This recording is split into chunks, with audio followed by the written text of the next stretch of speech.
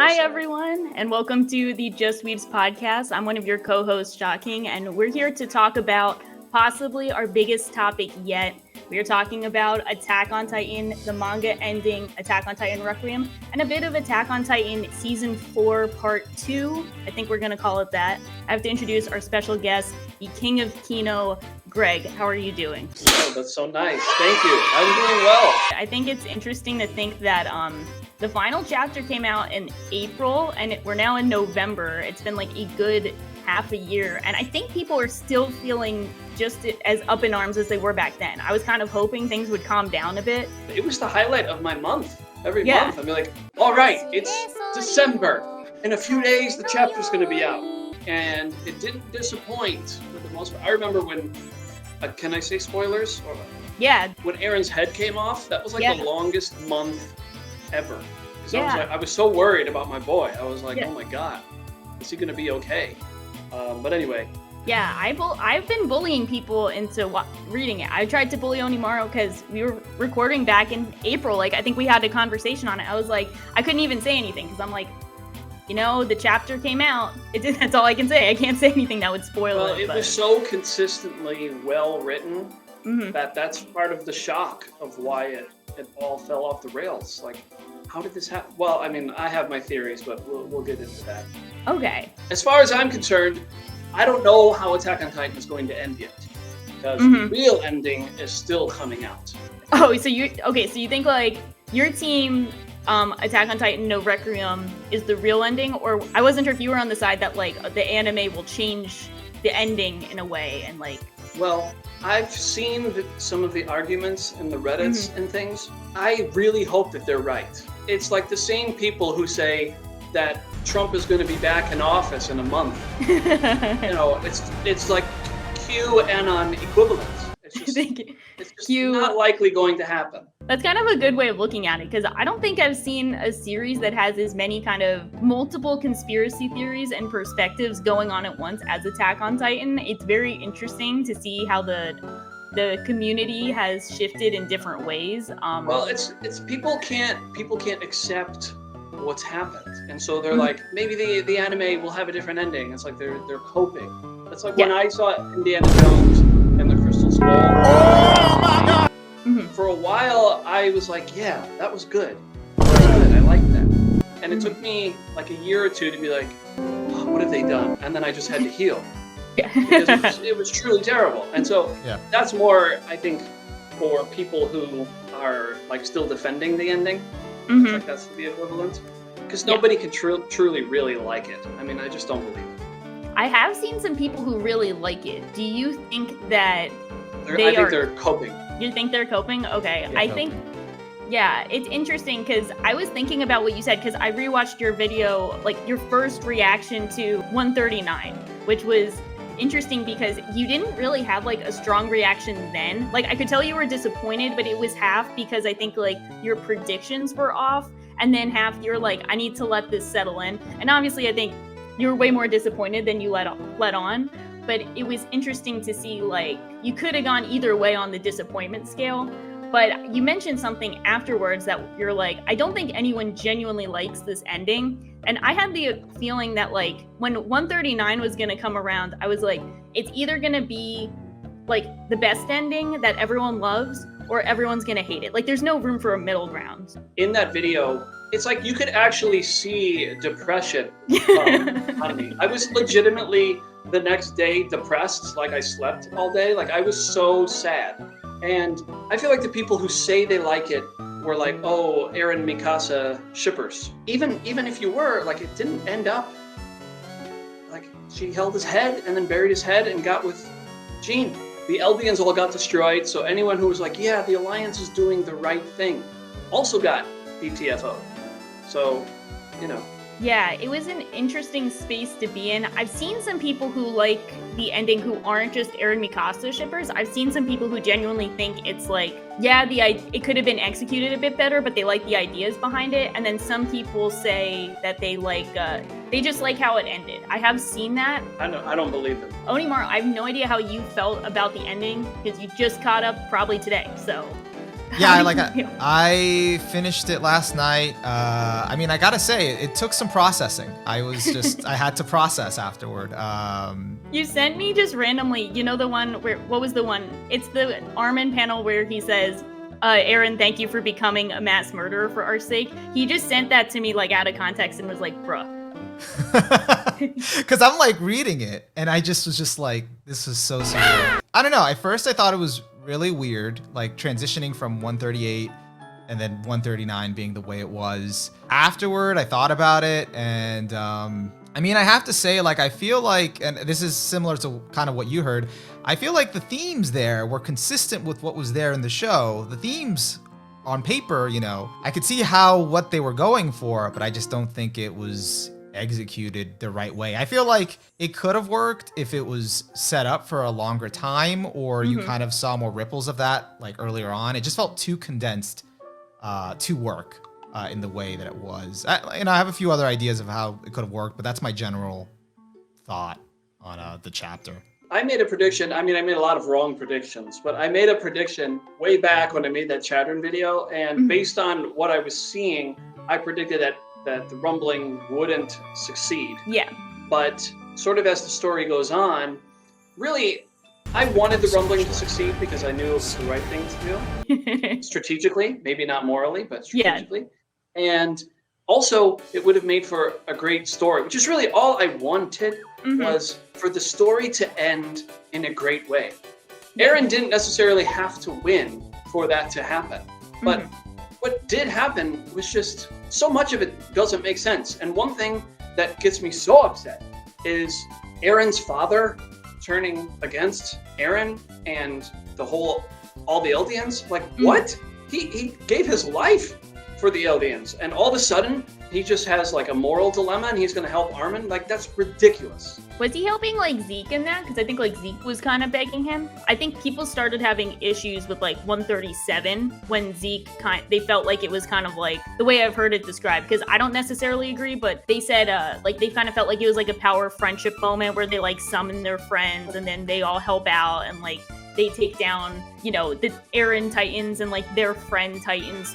Well, you know who I think we can actually blame for this is Marvel. I legitimately think Isayama was trying to be like, make Attack on Titan into the Avengers at the end. Like, Avengers Endgame, like, everybody's back, and everybody's fighting. Yeah, because I did see those comments going around that he really was inspired by the Guardians of the Galaxy 2 ending. So you're not like far off. I heard that he was inspired by that. So, I mean, I could see that in some way, but what were your big predictions? Because I was really curious, since you've been following this for so long, like, what were your general predictions like leading up? I actually think that even after 138, if he would have done that as an ending, it's still, even though it was my idea, I think still as a story, it would have been a really good ending and it would have worked. Because the whole thing of what was the Titan that the power he took? With the face. Oh, the Warhammer Titan. When he took that power, we never saw him use the whole like going somewhere else and having the Titan. Oh yeah, I've seen this one. And a lot of people speculated that, oh well, maybe he's not actually there and he's controlling it from somewhere else. And I mean, that would have been cool to see. And I was, well, he never used the Warhammer powers. And people were like, oh well, he did to get out of the jail. And it's like, well, then it wasn't even really that important to bring it into the story at all. Like, what was the point of him getting the Warhammer Titan power if he's just barely going to use it? It just didn't even add anything to the story. So I really thought that because that sort of hole was left open, that it would be used in the final chapter. And the other thing, to me, the biggest piece of evidence that this story was changed from Isayama's original ending that he wanted to do is the conversation with Historia.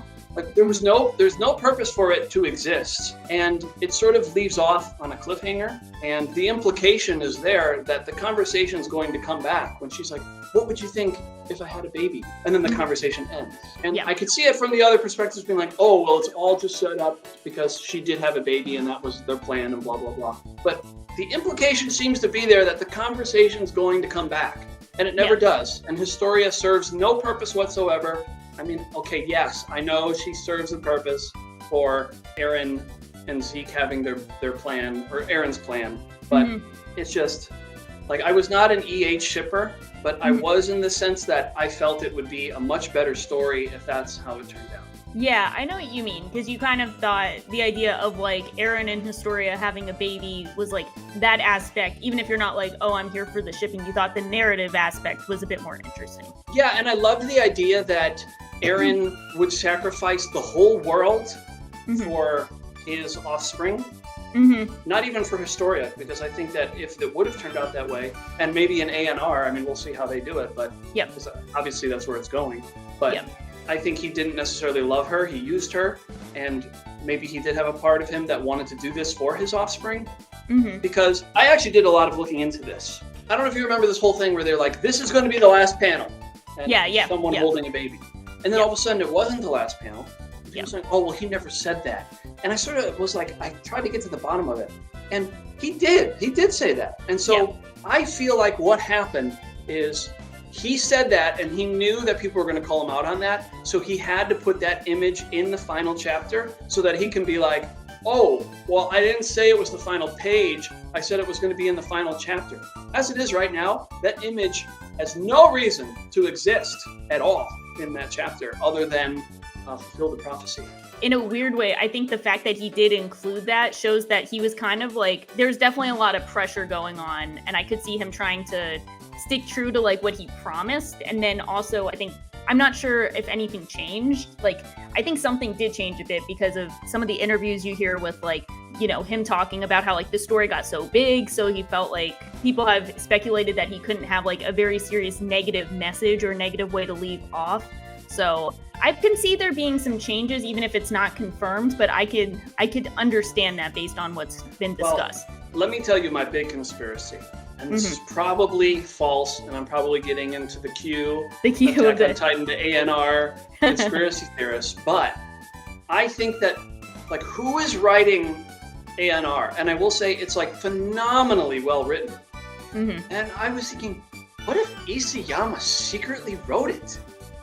I would not be surprised. What if he was like, well, the publisher made me do this stupid ending, and this is not what I wanted, and so I'm going to get some people and I'm going to write what I really wanted the ending to be.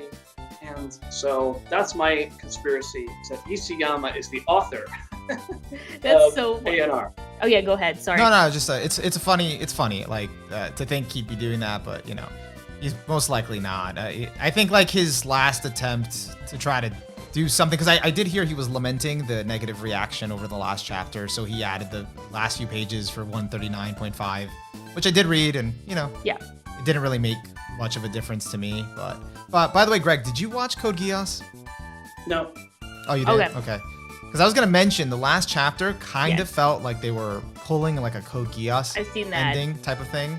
Yeah. But it just didn't work the same way. Yeah, I would recommend Code Geass if you're interested, because I don't think you'll be like. Is this Lelouch or Lelouch or whatever it is? Yeah. Okay, I've heard about. I know the general what happened with that. Yeah.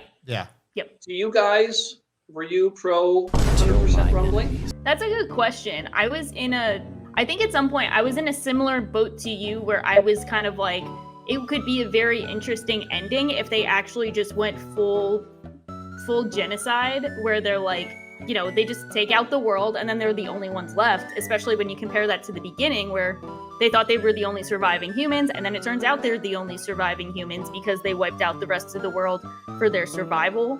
But I knew that, like, throughout the series, they had been kind of planting the seeds of, like, okay, this is bad. Like, they had Hanji saying, like, genocide is bad, like, we can't do this. So I had a feeling that the Alliance was going to win, so I was interested to see how they were going to kind of change that up. So I think I was probably a bit more Team Alliance than Team Rumbling, but at the end of the day, I was Team, I want a good story. So I could have gone either way depending on how it played out. Yeah, I'm kind of in the similar boat. It's not like I was pro Rumbling, but I did like what Aaron was kind of doing, how they were portraying him in like the first part of, like, I'll break it down by the first part of final season. So I liked everything they were doing there and all that setup, but just then later kind of, I don't know, I wasn't sure about the direction it sort of went, because then it kind of made him like betrayed Zeke. Okay, that was fine. But then it also tried to make him at the end, like suddenly he was like a martyr and he was like planning all this stuff all along to kind of help his friends. And I feel like that would have been better if that wasn't kind of just sprung on us on the last chapter, and maybe we got like an extra chapter with where we got caught up on like what Aaron's side was all along. Maybe kind of got his perspective then leading up to that. It would have been a smoother transition.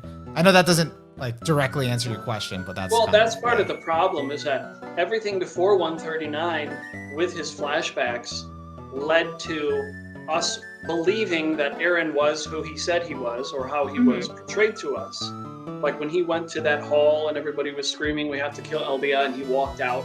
And even when he was crying to the Middle Eastern kid, I don't even remember his name. Yeah. Like that didn't go against his character. It just all sort of lent to us believing, okay, he struggled, but he got to the point where he is now. And then all of a sudden, on the last chapter, Isayama wants to pull out the rug and say, "Just kidding. Aaron's still the crybaby boy he was all this time." And it just didn't make any sense. And the other thing I want to say that doesn't make any sense is the whole thing with Ymir. And it's like, what the hell are you talking about? That Ymir needed to see Mikasa cut off Aaron's head in order to free herself? Like, this is such a stretch that makes no sense whatsoever. And then, you know, my biggest disappointment is Worm-kun, which just didn't even get to say goodbye to him. Yeah, the caterpillar thing at the end, that was like turning them all into Titans. So are you not, we were kind of talking about this before we had the new PV in the background, but like, are you going to watch the next season of Attack on Titan, or are you going to try and kind of like cut your losses? Like I said, I'll probably watch maybe the last 2 or 3 episodes and react to them, because I'll have some strong opinions about it, and I'll probably get really mad. I'm guessing people will want to see me get mad at it, but it's like reliving a horrible part of your life. Why would I want to do that? Do you think they could take the ending that they have already, and if they could fix the ending, what would you say they needed to do to fix it while still staying true to the source material? Oh, that's tough. I think they would need, you know, like someone was saying, I forget who, that a whole new, another chapter. I mean, I hope that the ending has the extra 8 pages. I imagine it will. Honestly, if you want to know the truth, like everyone's like, oh, this is barren, and there's going to be an Attack on Titan sequel. I kind of hope there is a sequel. Because like it would be like, it's like, well, how can you trust Isayama again after this? But I sort of would want to watch it for its train wreck quality. Part of me thinks that they changed the ending in order for there to be a sequel. But, you know, I guess we'll see if there is one. But do you think because of like the kid finding the tree, do you think that the kid is going to like rejuvenate the power of the Titans? Right, yeah, it sort of seems like there's some sort of implication there that him finding the tree is like Ymir finding the tree, and maybe some sort of power will come back, which I guess it would basically be Attack on Titan modern day, which would basically be like Godzilla, I guess. Yeah, I saw some. Yeah. Oh, go ahead. Sorry. No, I wasn't sure about like in that Aaron kind of turning into the tree and kind of being the second coming of Ymir, or sort of being the one that kind of continues on the Titan powers. Like why? Like I don't know. I just wondered why was that a thing? Like why did he kind of become that? Like why do the Titan powers continue? I know there's no clear answer, but I was like, you know, I thought like Ymir taking them away, like that's it. They're not going to come back. So. Well, I think this is Yama's version of a Marvel after credits scene.